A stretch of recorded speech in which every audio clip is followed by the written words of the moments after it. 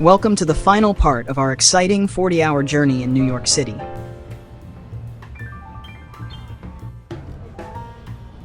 In this concluding segment, we will explore two unique gems of the city.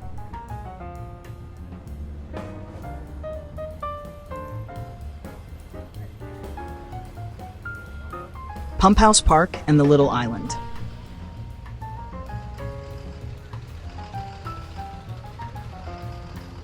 We'll dive into the tranquility and charm of these green spaces, each with its own history and special allure.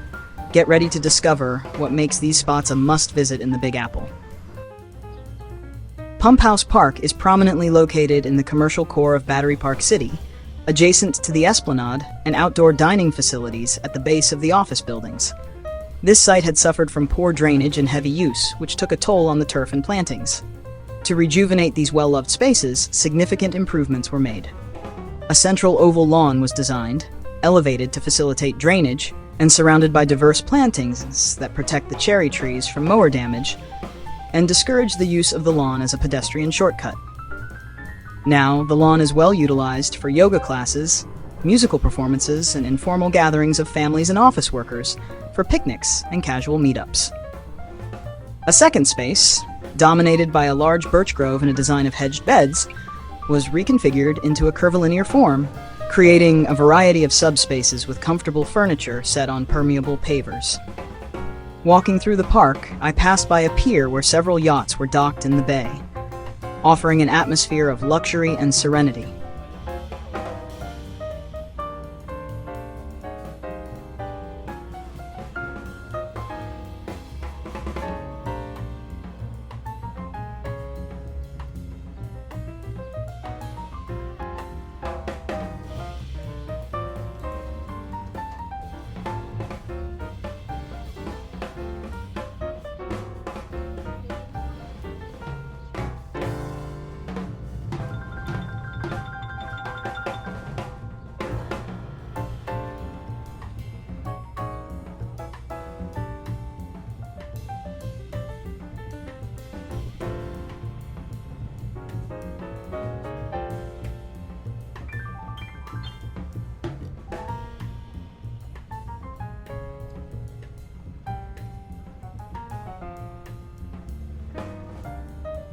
From the end of the pier, one could enjoy an impressive view of the buildings across the bay.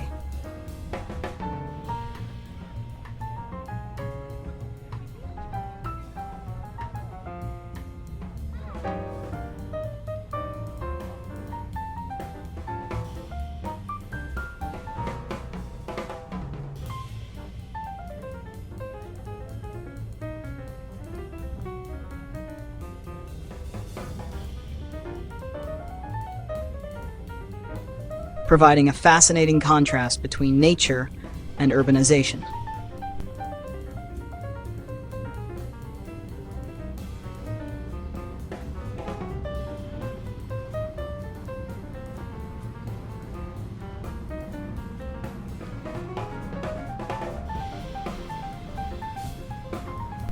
One of the most memorable moments was when, in the distance, I could see the iconic Statue of Liberty. Although I didn't have time to visit it up close, it was thrilling to capture its image with my iPhone, a visual reminder of its majesty and symbolism.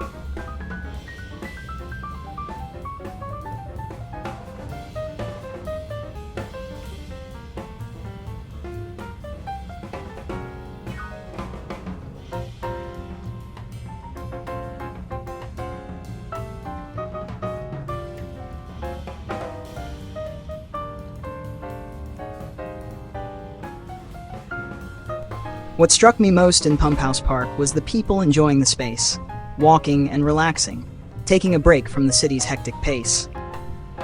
This park not only offers spectacular views and moments of tranquility, but also serves as a reminder of the importance of having accessible green spaces amidst urban life. After our visit to Pump House Park, we headed towards the World Trade Center subway station.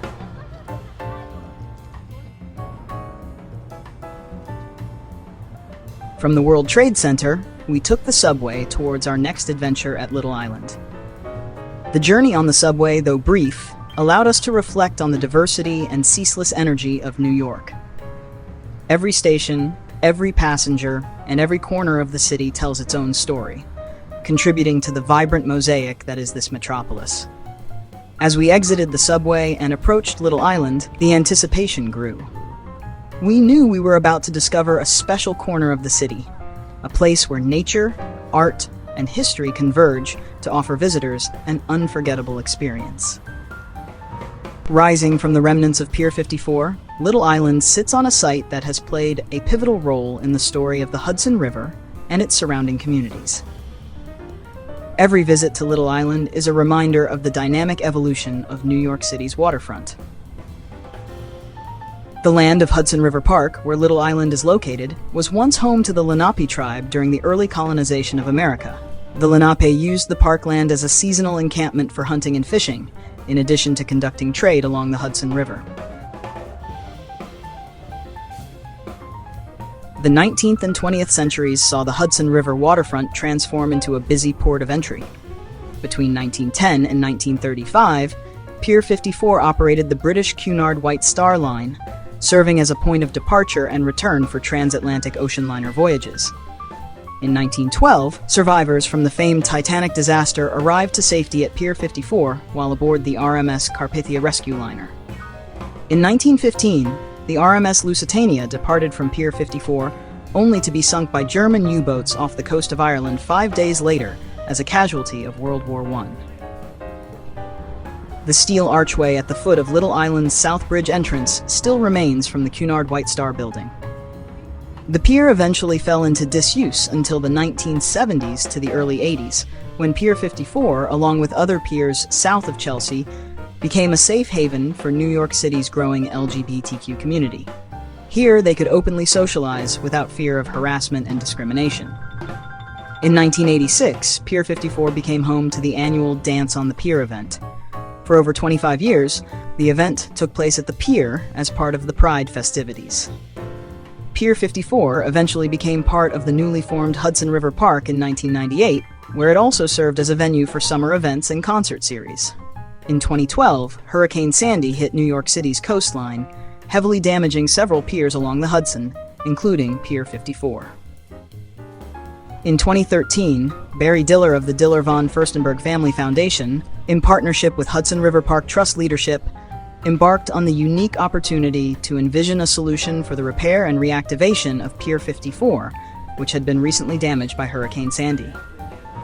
Diller chose to reimagine an entirely new type of public space for New York, one that would create an immersive experience with nature and art. A Park for Today Little Island opened on May 21, 2021, as an oasis for New Yorkers, with more than 2 acres of magnificent landscape, distinctive architecture, dazzling views, and an abundance of free education programs and performances. After a year of isolation due to the COVID-19 pandemic, visitors embraced the essential need for a connection to nature, art, and community. And we hosted more than 1M visitors in our inaugural year. Little Island continues to benefit from the generosity and commitment of the Diller von Furstenberg Family Foundation. During my visit to Little Island, I explored every corner of the park.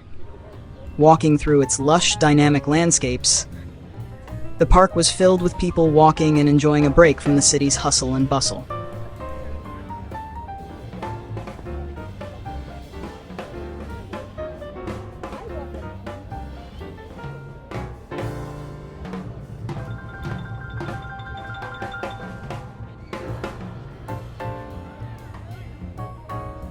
The highlight of my visit was attending the outdoor amphitheater performance of How Long Blues, a new dance theater work conceived, choreographed, and directed by Twyla Tharp.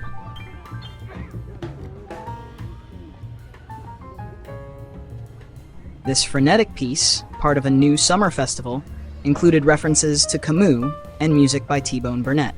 Despite the distraction of Little Island's natural beauty and the bustling Hudson River backdrop, the performance was a captivating blend of precise ballet technique and muscular expression. On a recent dusky evening, a dozen or so visitors to Little Island in Manhattan were gazing into its outdoor amphitheater from a nearby perch.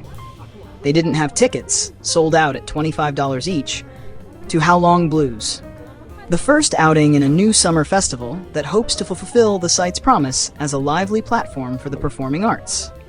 So the slope of a rolling, manicured hill offered the best vantage point. Halfway through the hour-long show, though, most of them had wandered off. To be fair, the lush, dynamic public park, rising from the Hudson River and privately funded by the media titan Barry Diller for $260 million, can be delightfully distracting. Are you afraid to drive on the roads of this great Sunshine State? Hi, my name is Jeffer, owner and head instructor of Pacosta Driving School, here to invite you to contact us today and book your driving or licensing service needs. From taking your permit exam, driving tests, driving lessons, or even an online traffic course, visit the website for more information and let us help you or your loved ones get your driving level confidence back on the road. Woo!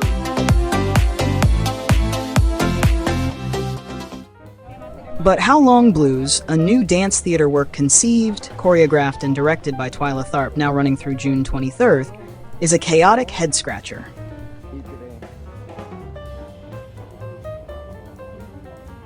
While a riverside setting can be overstimulating, a heliport is less than 20 blocks uptown, the action on stage pulls your attention in so many directions at once that you feel you're always missing something.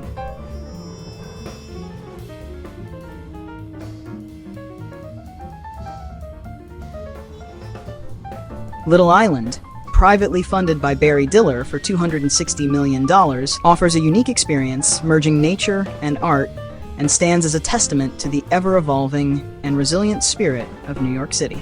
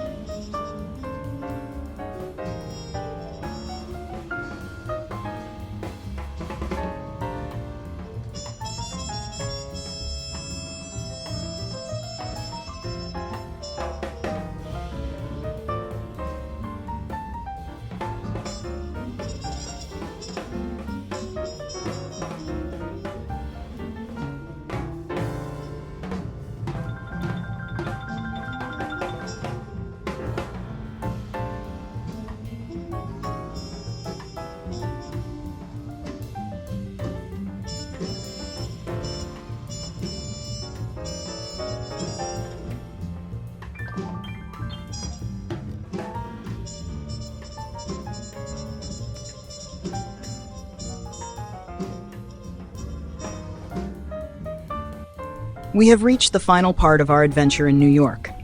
In these 4 chapters, we have experienced unforgettable moments together. From the exciting tour of the World Trade Center and the Oculus,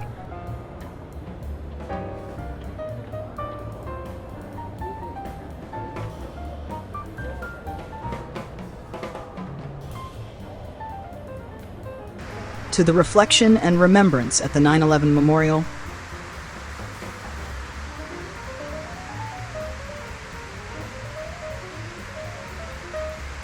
the tranquility and greenery of Pump House Park, and the vibrant creativity and history of Little Island. Now, as I head to the airport, I watch the majestic city of New York fade into the distance from the highway.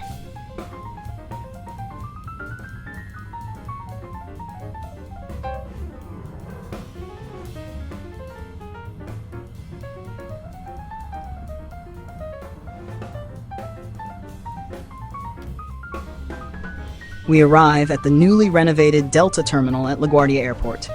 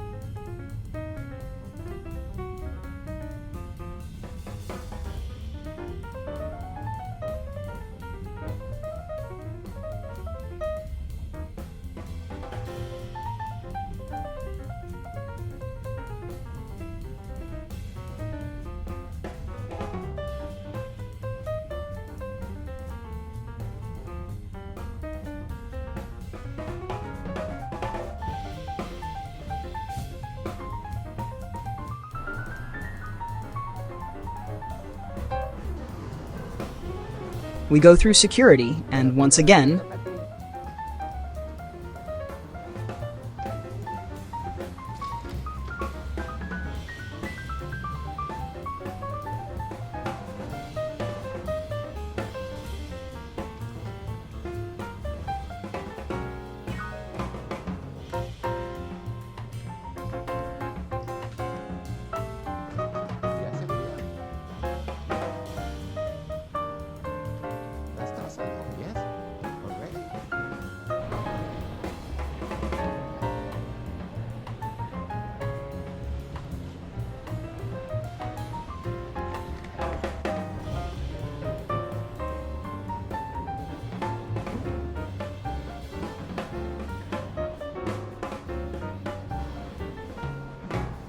the Delta app helped us find our gate.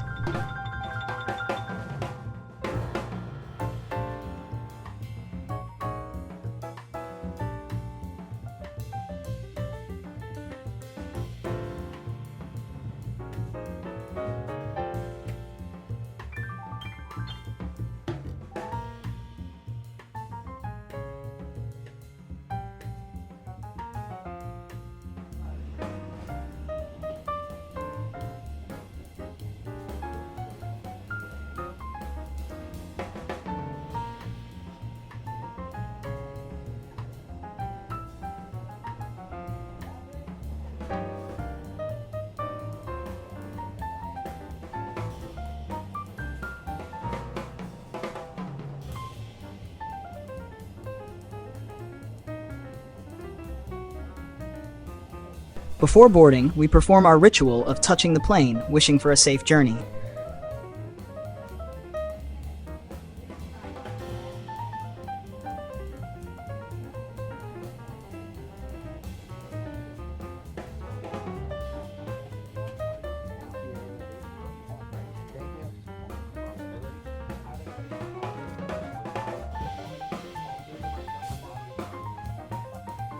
From my seat, I watch the takeoff and the breathtaking view of the city from the air.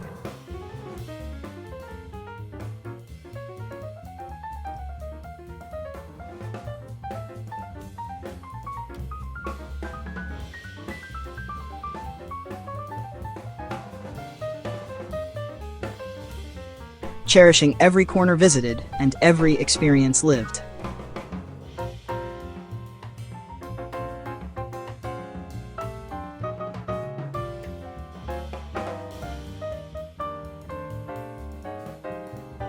We want to thank you for joining us on this adventure.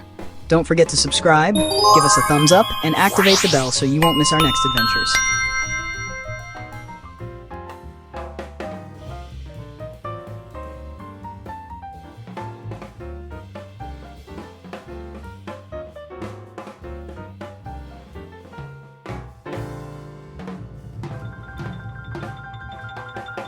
Thank you for traveling with us, and see you next time.